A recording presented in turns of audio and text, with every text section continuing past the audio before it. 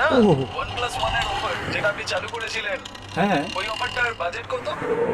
1+1 এর অফার, আরে সে তো গত মাসে শেষ হয়ে গেছে। হ্যাঁ, তাই নাকি? একটা কাজ করুন, আপনি সামনের মাসে ঠাকুমাকে নিয়ে আসুন, একটা নতুন প্ল্যানের ব্যাপারে ভাবছি। 2+1 only for you, coffin free, খুব ভালো হবে। আরে এরকম করলে কি করে হবে? উনি আজকালের মধ্যেই মারা যাবেন। তাহলে আমি কি করে?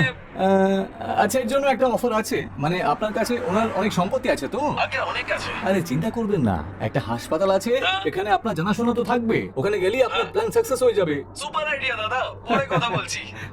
Thank you. রোজ যদি এমন কাস্টমার আসে না, আমার ব্যবসা একেবারে দাঁড়িয়ে যাবে রে। দাদা হ্যাঁ? এত ফটো দিয়ে কি হবে? আরে নিতে থাক না, আমাদের হেভেন ট্রাভেলস যখন টপ মোস্ট পজিশনে পৌঁছে যাবে, হ্যাঁ। তখন এই নোবেল প্রাইজ, এই অস্কার, এইসব আমরাই তো পাবো রে। আচ্ছা। আর যখন বসে বসে বই লিখবো, তখন প্রুফ দেখার দরকারও পড়বে না রে। কিছু বুঝতে পারলে তো?